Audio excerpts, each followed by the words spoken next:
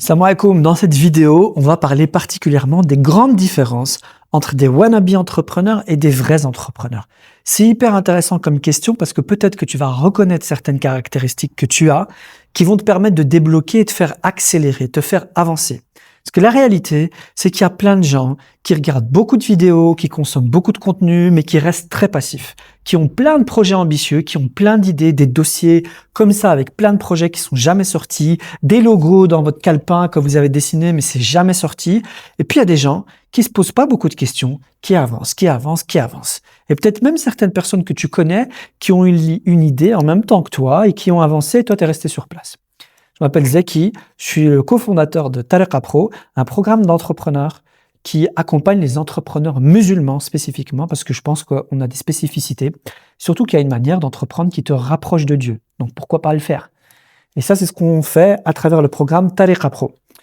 Mais dans cette vidéo, je vais vous expliquer les grandes caractéristiques. Pour moi, il y en a 4. Il y en a peut-être plus. En tout cas, là, j'ai structuré ces 4 points-là. Aujourd'hui, dans Tariqa Pro, j'ai la chance d'accompagner ce qu'on appelle des first-time entrepreneurs, des gens qui vont entreprendre pour la première fois. Et j'accompagne aussi des serial entrepreneurs, des personnes qui sont sur le terrain depuis longtemps, ils ont une boîte qui fonctionne bien, alhamdoulilah, ils veulent scaler, ils veulent structurer, ils veulent apprendre le marketing digital, ils veulent remettre du sens dans leur boîte, remettre Dieu au centre de tout ça. Et donc, on les accompagne pour ça. On les accompagne à structurer. Et donc, je vois vraiment ces deux profils-là au quotidien que j'ai la chance de fréquenter, et il y a des différences flagrantes. Je me suis dit, je vais en faire une vidéo, comme ça va te permettre peut-être de voir ce qui marche pas chez toi, parce qu'une bonne manière d'avancer, c'est d'observer le comportement des gens qui avancent par rapport à des objectifs que tu as. Ça, c'est une bonne manière d'avancer. Tu regardes les gens qui font ce que tu veux faire, et tu regardes qu'est-ce qu'ils font de différent de toi. Et c'est comme ça que j'ai élaboré ces 4 points-là. D'accord? Le premier point, et avant que je te donne ces 4 points-là, si ce que je te dis t'intéresse et que tu veux enfin passer à l'action, book un call. Il y a un lien juste en dessous de la vidéo. Book un appel avec nos conseillers. On a une équipe. Alhamdoulilah, peut-être que ce sera moi, peut-être que ce sera quelqu'un de l'équipe qui va pouvoir te rencontrer, voir concrètement ce que c'est quoi ton projet, quels sont tes blocages, sur quoi tu veux travailler, c'est quoi tes objectifs. Et on t'expliquera ce que nous, on fait avec le collectif Tariqa Pro, si ça peut t'aider. Et après, tu pourras prendre ta décision. Est-ce que tu viens avec nous? Est-ce que tu veux avancer avec nous? Ou est-ce que tu veux continuer à réfléchir? D'accord? C'est juste le lien, il est juste en dessous. Et si jamais je vais y arriver les gars, restez là. Si jamais tu trouves que ce que je dis est intéressant, abonne-toi. Et encore plus, si tu veux laisser de la force, laisse un commentaire. Ça m'aide moi à stimuler l'algorithme qui va trouver que ce que je dis intéresse les gens et il va le montrer à plus de personnes, Inch'Allah. D'accord? Alors, le premier point, il y en a 4. Le premier point, c'est fondamental, c'est la prise de décision. Ok? La prise de décision, c'est ce qui fait qu'un entrepreneur va avancer très vite par rapport à un autre. Les entrepreneurs aguerris, ils ont une capacité à très vite décider. Il n'a pas plus d'infos que toi, il n'est pas plus intelligent que toi, il n'a pas un 6e sens, c'est juste qu'il a compris que prendre une mauvaise décision, c'est toujours mieux que de rater une opportunité. Je répète, prendre une mauvaise décision, c'est toujours mieux que de rater une opportunité. Parce qu'en fait, il y a très peu de mauvaises décisions que tu peux pas réparer. D'accord? Surtout quand tu démarres. Quand tu démarres, allez, il y a des gens que je rencontre qui se font des nœuds dans la tête par rapport à leur branding, par rapport au logo. Ils me disent, ouais, mais si je rechange de logo, si je rechange de nom de domaine, les gens, ils vont croire qu'on n'est pas sérieux. Je dis, mais en fait, il y a personne qui te connaît. Donc, on s'en fout. C'est pas grave à ce stade-là. Tu vois? Surtout quand tu démarres, il y a les décisions que tu vas prendre, les mauvaises décisions que tu vas prendre vont finalement très peu impacter ton business. Quand tu es à un niveau supérieur où tu as des salariés, tu gères des gros budgets, tu as un chiffre d'affaires qui est énorme, là oui, quand tu prends des mauvaises décisions, ça a un impact direct. Mais pour l'instant, c'est pas grave. Tu vas perdre un peu de temps, tu vas perdre un peu d'argent, tu vas en prendre un coup dans ton ego, mais tu vas pas mourir, t'inquiète pas. Et donc, vraiment, cette faculté de prendre des décisions, elle est hyper importante. Pour prendre des bonnes décisions, il faut que tu aies des objectifs clairs. Là, cette année, par exemple, pour le collectif Tariqa Pro, on a déterminé la grande stratégie. d'accord? Les grands axes sur lesquels on va avancer. Et donc, on a décidé d'investir énormément de temps et d'argent dans le branding. On a décidé de refaire ce qu'on aimait bien faire avant, des conférences en présentiel, parce qu'on veut ce contact avec les gens, d'accord? Et on est en train de structurer notre accompagnement dans le détail du détail en mettant des SOP partout, en mettant des guidelines clairs, en mettant un maximum de documentation pour que nos apprenants puissent être beaucoup plus autonomes dans leur avancement et qui dépendent moins des coachings. D'accord? Juste terminer mon matcha. Je me dégoûte. Je suis devenu un vrai petit bobo qui boit des matchas. J'essaie de diminuer le café, c'est pour ça. C'est dingue le prix de ce truc. Bon, je reviens à l'essentiel. Donc, ça, c'est la stratégie de Tariqa. Et donc, quotidiennement, quand je veux prendre une décision, eh ben, je me rappelle ces grands axes et j'évalue ma prise de décision par rapport à ça. Est-ce que la décision que je dois prendre là, elle est urgente? Est-ce qu'elle est importante? Est-ce qu'elle est fatale pour mon business? Non, oui, et j'avance. Il y a des frameworks comme ça de prise de décision qui existent sur Internet, je t'invite à les regarder. Une fois que tu as évalué cette décision que tu dois prendre par rapport à tes objectifs, fais une salat istikhara. Je tiens juste à préciser une chose. La salat istikhara n'est pas un outil pour prendre une décision.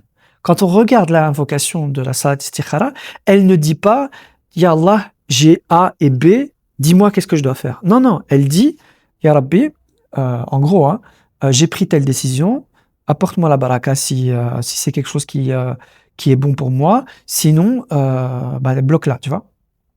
Pourquoi c'est important, je le précise là? Parce que ça te responsabilise. C'est pas en mode je vais faire une salat istikhara et Dieu va bien m'envoyer un rêve, un pigeon qui va arriver sur mon bureau. C'est pas comme ça que ça marche, d'accord? D'abord, tu prends tes responsabilités, tu fais l'effort et t'avances. Et une dernière chose que tu peux faire avant la salat istikhara, c'est shura. C'est-à-dire, c'est une technique du prophète sallallahu alayhi wa sallam, c'est-à-dire consulter un cercle autour de toi de personnes en qui tu as confiance. C'est ce qu'on appelle aujourd'hui l'intelligence collective.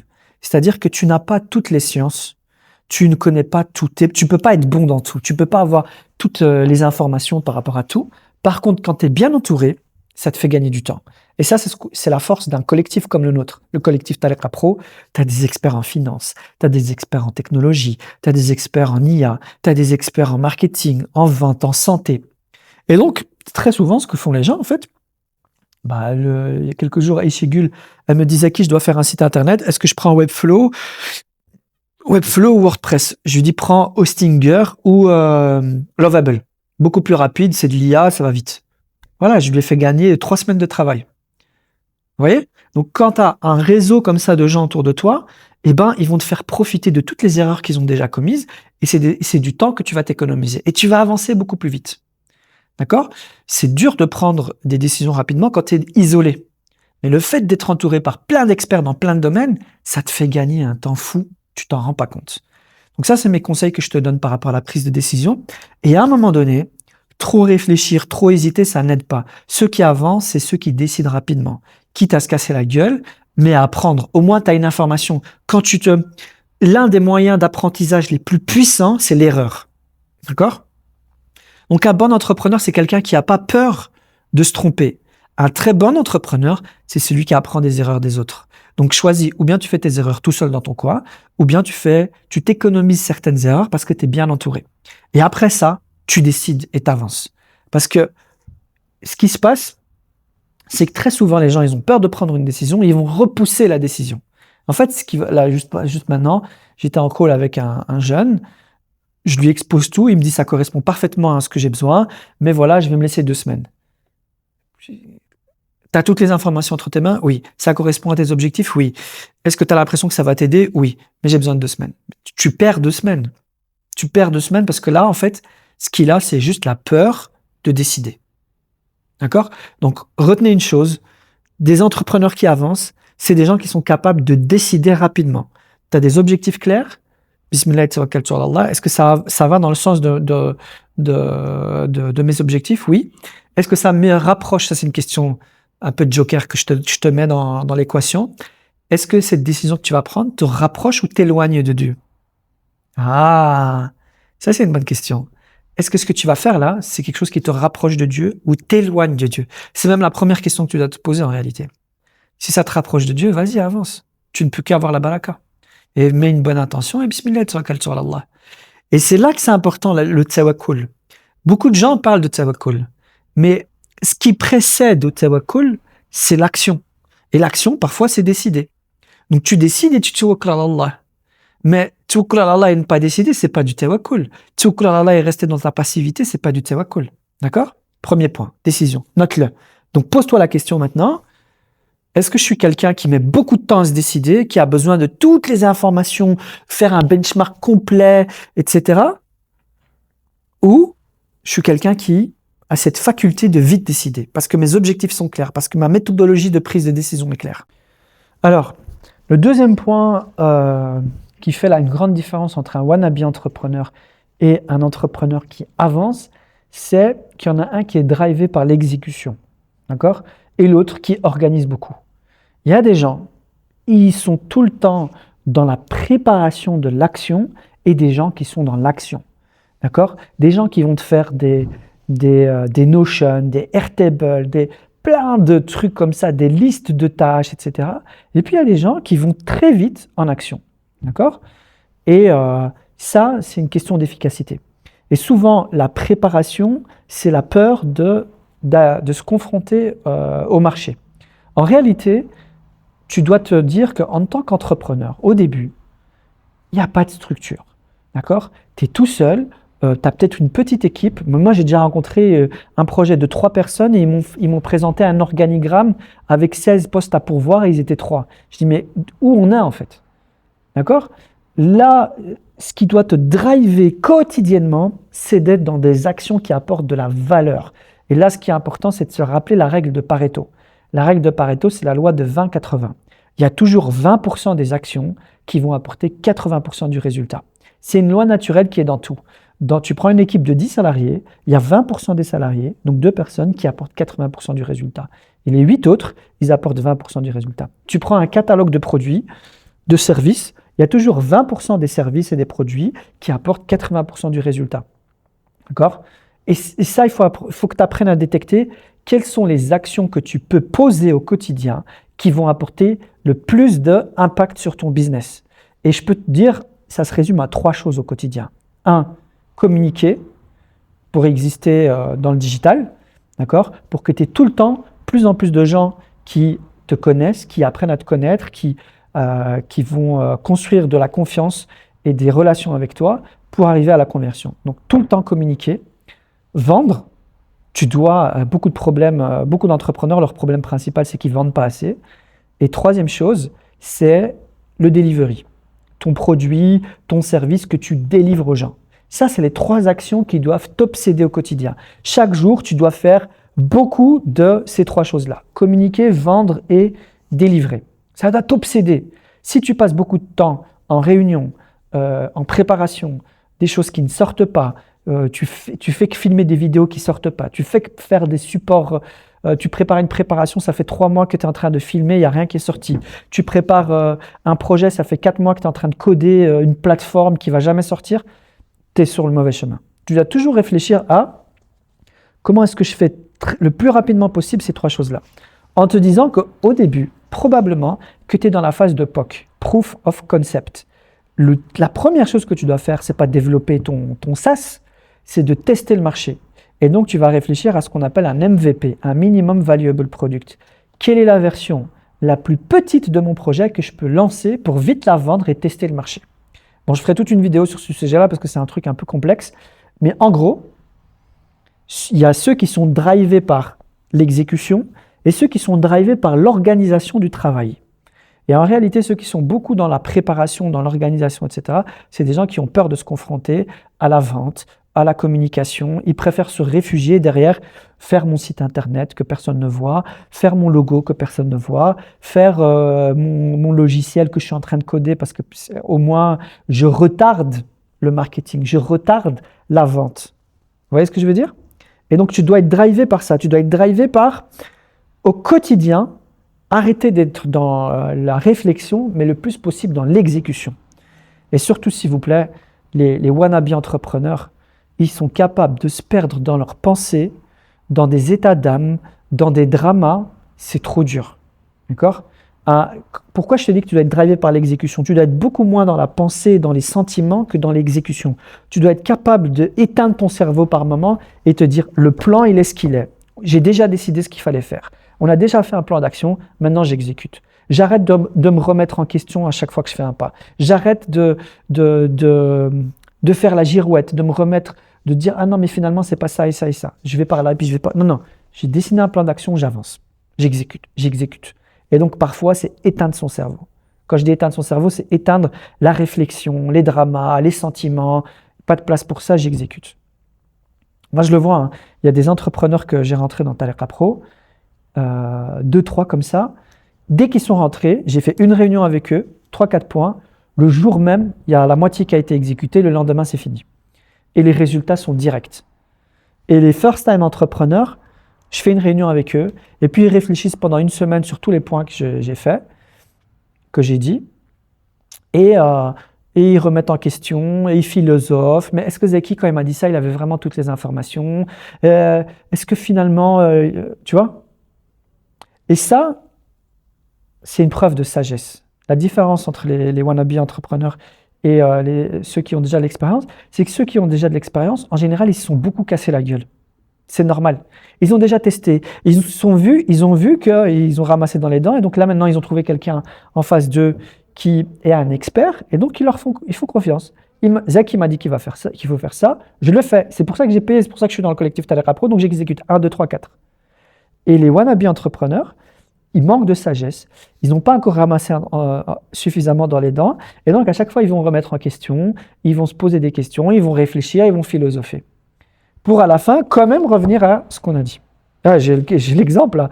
J'ai donné un plan d'action à quelqu'un. Pendant 2 semaines, il a réfléchi. Il est revenu à moi. Je lui ai dit, mais qu'est-ce que tu as fait par rapport à tout ? J'ai rien fait. Je me disais, est-ce que Zeki avait vraiment raison ? J'ai repris la réflexion. Pourquoi tu mets en doute ? 1, 2, 3, 4. On a refait la réflexion avec lui et on est arrivé à la même conclusion. On a juste perdu du temps. D'accord ? Donc, l'exécution. Tu dois être drivé par l'exécution. Le 3e point qui est hyper important, c'est les preuves. Un serial entrepreneur, c'est pas qu'il a plus de problèmes dans sa vie. C'est qu'il s'est habitué, il a un seuil de tolérance à la difficulté qui est beaucoup plus élevé que les wannabe entrepreneurs. Un wannabe entrepreneur, je vais vous dire ce qui se passe. Le cycle, il est tout le temps le même. Au début, quand tu te lances, tu as une énergie, un feu intérieur extraordinaire. Ouais, on y va, l'entrepreneuriat, vas-y, je vais faire de l'argent, je vais faire comme les autres. Pourquoi tous les autres, ils y arrivent? Moi, j'y arrive pas. Plein de motivation, une naïveté extraordinaire, etc. Tu montes sur le tatami, tu rentres dans le ring, tu rentres dans la cage de l'UFC, de l'entrepreneuriat, et bam, tu te ramasses. Parce qu'il y a une différence, un truc que tu n'avais pas vu. Il y a une différence entre la théorie et la pratique. C'est-à-dire que quand tu montes dans le business, tu lances ton projet, tu te rends compte que tout le monde s'en fout de ton projet. Il n'y a personne qui t'attendait. C'est vrai que ton produit est top. Et alors ? Ça me concerne pas, je te fais pas confiance, je m'en fous de ton projet, c'est pas ma priorité. Il y a plein de raisons qui font que les gens s'en foutent de ton projet. Et là, c'est la déception. Et tu te rends compte que, en fait, il faut convaincre les gens, il faut construire une relation. Ça prend plus de temps que ce que tu pensais. Tu comprends pas, ton produit, il est top pourtant. Et là, tu es confronté au marché. Et là, c'est la descente en enfer. C'est la descente, j'ai oublié comment on dit, la descente aux enfers, voilà. En fait, là, tu vas rentrer dans la phase de doute. Tu vas tout remettre en question. Est-ce que j'ai bien fait de me lancer? Mais pourquoi j'ai fait ça? Pourquoi je suis sorti de ma zone de confort? J'aurais dû rester dans mon travail. J'étais tranquille dans mon CDI. Parce que là, tu t'es mis en difficulté. Parce que c'est ça le salariat. Le salariat, c'est quoi? C'est tu achètes la sécurité. Ce qui te semble, c'est faux en fait. Le salariat, c'est pas de la sécurité, mais ça te rassure. D'accord? Le lien de subordination que tu acceptes dans ton travail, le fait qu'il y a un manager qui te dit chaque jour quoi faire, tu l'acceptes parce que tu lui donnes 8 heures par jour de ta vie à ce mec-là, parce qu'il t'apporte la sécurité qu'à la fin du mois, tu vas être payé. D'accord? C'est ça le salariat. Et là, tu es sorti de ta zone de confort. Tu te mets en danger, tu prends des risques, tu vas mettre du temps, de l'argent pour à la fin te rendre compte que tout le monde s'en fout de ton projet. Et là, la différence, il va y avoir deux comportements. Il y en a qui vont retourner pleurer chez leur mère, d'accord? Ils vont abandonner, et il y a ceux qui vont résister. Et c'est ça les vrais entrepreneurs, les entrepreneurs aguerris, serial entrepreneurs. Il a un seuil de tolérance à l'adversité, à la difficulté. Il est beaucoup plus endurant qu'un wannabe entrepreneur. Parce qu'un wannabe entrepreneur, à la première secousse, il retourne pleurer chez sa mère. Au premier client qui n'est pas content, il abandonne. À la première crise financière, parce que je te le dis, hein, qu'on soit clair, tu vas avoir des périodes où les caisses vont être à sec. Tu vas flipper à la première facture, la première lettre de l'URSSAF. Tu vas flipper quand tu vas devoir payer ta TVA. Tu vas avoir plein de moments difficiles. Et malgré tout ce que je te dis, ce qui est intéressant à voir, c'est qu'il y a beaucoup d'entrepreneurs, pour rien au monde, ils retourneraient au salariat. Ça veut dire quelque chose quand même. Ça veut dire quelque chose. Pourquoi est-ce que malgré l'adversité, la difficulté, etc., beaucoup d'entrepreneurs, la grande majorité des entrepreneurs, pour rien au monde, ils retourneraient au salariat? Parce qu'au moins là, tu choisis tes combats, tu choisis ton éthique, tu choisis tes projets, tu choisis l'éthique, tu choisis les clients avec qui tu veux travailler. Alors que dans le salariat, tu te soumets, il y a ce qu'on appelle le lien de subordination, c'est-à-dire que tu acceptes qu'un mec là, c'est lui qui décide tes priorités, c'est lui qui décide de ton job descriptif, c'est lui qui décide si tu as fait du bon travail ou pas, il fait la météo pour toi, le beau temps pour toi. C'est ça la vérité, d'accord? Et donc, la différence entre quelqu'un qui a réussi et quelqu'un qui a échoué, c'est juste qu'il y en a un qui a abandonné, celui qui a échoué, et il y en a un qui a continué à persévérer. C'est celui qui a réussi, d'accord? Et donc, la différence entre les deux, encore une fois, c'est la peur. Le wannabe entrepreneur, il va vite, il a peur d'avancer parce qu'il a peur de se ramasser des coups. Il a peur de se faire des bleus. Il a peur de perdre de l'argent, il a peur de perdre du temps, il a peur de faire des erreurs. Mais encore une fois, ça fait partie du process. D'accord? Mais l'idée, c'est quoi? L'idée, c'est que Pourquoi, encore une fois, il faut sortir de l'isolement? Parce qu'il y a plein d'épreuves. Quand tu n'es pas tout seul, tu as deux personnes, tu as des entrepreneurs seniors qui vont être aux côtés de toi. Moi, je le vois dans le collectif Talek Pro. Quand il y en a qui sont là en panique. Dernièrement, j'en avais une, elle m'a appelé au téléphone, en pleurs, en me disant: Zeki, ouais, il y a des clients, j'ai perdu un client, ça fait le deuxième ce mois-ci, je ne sais pas comment je vais payer mon salaire la fin du mois. Je lui ai dit: écoute, arrête de pleurer. Arrête de pleurer. Reprends-toi en main. Là, tu es en train de te laisser submerger par tes émotions. Arrête de pleurer. Fais face à la difficulté. Reprends ton calme et pose-toi la question: quelles sont les actions que tu peux poser aujourd'hui qui sont entre tes mains, qui vont te ramener de l'argent rapidement? Tu vois, si elle était tout seule, elle serait retournée postuler chez son ancien patron, tu vois ce que je veux dire? Donc le fait d'être bien entouré, encore une fois, ça te canalise dans ces périodes de secousse. La dernière différence qu'il va y avoir entre un serial entrepreneur et un wannabe entrepreneur, souvent, c'est la relation à l'argent. Les wannabe entrepreneurs, ils sont là à calculer le moindre frais parce qu'ils ont un petit budget, ils veulent économiser, ils vont négocier vers le bas et donc ils ont un rapport à l'argent où ils sont dans l'économie. D'accord? Là, dernièrement, j'étais en call, on fait tout le call. Il correspond exactement au type de profil qu'on accompagne. Le projet, il était top, l'expérience était top, le profil, on se reconnaît dans les valeurs. Et il termine en disant: écoute, ça correspond exactement à ce que je cherchais, mais je vais continuer à regarder pour voir s'il n'y a pas quelque chose de moins cher. C'est-à-dire que le gars, il est nivelé vers la valeur, elle est en rapport au prix. J'ai essayé de lui expliquer que tant que tu veux payer moins cher, tu auras le retour sur investissement qui est le moins cher. Les bonnes choses se payent. D'accord? Moi, pour vous dire, je suis quelqu'un qui a investi énormément en soi. D'accord? Le meilleur investissement que tu peux faire, c'est investir en toi-même. Parce que c'est quelque chose qui ne se perd pas. D'accord? Te former, c'est pas comme une voiture, tu la casses, tu n'as plus de voiture. Tu achètes des lunettes, tu n'as plus de lunettes. D'accord? Tous ces moments-là, je me filme là, je suis en train de faire un vlog, je me suis dit je vais filmer un petit peu. les compétences, la formation, c'est un des seuls trucs, quoi que tu fasses, tu n'es pas perdant. D'accord?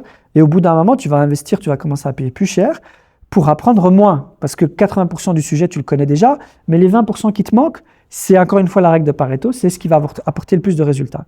D'accord? Donc ça, c'est important que tu le comprends. Et à un moment donné, un serial entrepreneur, il sait que payer va lui faire économiser du temps. Payer va lui apporter un réseau. Payer va lui apporter une qualité de service. Et il sait que l'argent, ça va, ça vient. Ça fait partie du game de dépenser de l'argent pour en gagner plus. Et donc, le serial entrepreneur, lui, il sait que quand il paye quelque chose, il regarde la valeur que ça va lui apporter. Alors que le wannabe entrepreneur, quand il paye quelque chose, il voit son compte qui diminue. Mais le serial entrepreneur, il sait que je dépense pour avoir plus. Et donc, la relation à l'argent, elle est complètement différente. Parce que le serial entrepreneur, il sait que l'argent, ça va, ça vient. Il en a déjà fait, il en a perdu, et il sait exactement comment en regagner. Alors que le wannabe entrepreneur, voilà, il compte ses sous. Allez, j'ai quand même eu quelqu'un qui m'a recontacté parce qu'il y avait une différence de 36 € sur une transaction. Il m'a rendu fou. J'ai dit, on parle de 36 €, mais tiens, 36 €. Alors que je savais qu'elle était en tort. Vas-y, tiens ton argent. Pas de souci. Je préfère les hana. Encore une fois, tu vois, je préfère ne pas perdre de temps avec cette personne et perdre 36 €, mais au moins, elle est satisfaite, moi j'avance. C'est pas une question de elle a raison, j'ai raison. Tiens, prends et moi j'avance. Parce que j'ai pas le temps pour ça. D'accord? Tu veux avoir de l'impact pour un serial entrepreneur, fais-lui gagner du temps, enlève-lui le stress dans sa tête et fais-lui gagner plus d'argent. D'accord? Et donc, vous devez apprendre à voir le problème différemment. Si je fais ça, si je dépense ça, qu'est-ce que ça me rapporte? Et pas qu'est-ce que j'ai perdu. Donc, je répète tout ce que j'ai dit. En conclusion, apprends à décider plus vite. Sois plus dans l'exécution, la règle de Pareto. Communiquer, vendre, délivrer. D'accord? Sois plus résistant à l'épreuve. Tawakkul ala Allah. Et n'oubliez pas, dans l'épreuve, il y a un verset du Coran que j'aime bien citer. Inna ma'al usri yusra. Inna ma'al usri yusra. Inna ma'al usri yusra. Dans la difficulté vient la facilité. Et ces épreuves que tu vis te rendent meilleur. C'est pour ça que le salariat, j'aime bien dire que c'est une cage dorée. Ça te garde dans une zone de confort. Parce qu'en fait, ça te rend un peu fainéant. Tu vois, quelqu'un qui se douche tous les jours à l'eau froide, il est beaucoup plus résistant à la difficulté parce qu'il est habitué à choquer son corps. Bah, c'est pareil, l'épreuve, ça te bonifie en tant qu'entrepreneur, ça te rend meilleur entrepreneur parce que tu es habitué à la douleur, tu es habitué à régler des problèmes. C'est un spécialiste de réglage de problèmes. Alors que toi, c'est pour ça que je dis « Inna ma'al usri yusra ». Dans la difficulté vient la facilité. Et le dernier point, la relation à l'argent. Il faut que tu acceptes que si tu veux gagner beaucoup d'argent, il faut que tu saches qu'il va falloir en dépenser aussi. Voilà, il y a sûrement d'autres sujets. Et quand tu regardes ce qui est en dessous de ces 4 points-là, souvent, c'est la peur. La peur de prendre des mauvaises décisions. La peur de te confronter au marché dans l'exécution. La peur de te faire mal. La peur de perdre. Souvent, c'est la peur. D'accord? Et c'est là que c'est important, en tant que musulman, tu as un avantage. Tu as le tawakkul, tu as la promesse de Allah Azza wa Jal qui te dit qu'il est Ar-Razzaq. Quoi qu'il arrive, si tu as une bonne intention, tu fais les choses pour te rapprocher de Dieu, tu fais les causes, Allah Azza wa Jal, il est Ar-Razzaq. Et c'est là où je dis aux gens, en tant que musulman, tu as un avantage, parce que tu as une foi qui te donne un courage que d'autres n'auront pas. C'est le tawakkul. Si ce que je te dis là aujourd'hui te parle et que tu as envie de passer à l'action, eh bien, book un call, le lien est juste en dessous, Inch'Allah, bihawlillah, ou bien tu peux continuer à réfléchir. Tu peux continuer à rester dans ta passivité, tu peux continuer à regarder d'autres vidéos, Inch'Allah, et on se verra peut-être jamais. Sinon, clique sur le lien en dessous et on se voit de l'autre côté, Inch'Allah. Wassalamu alaikum wa rahmatullah.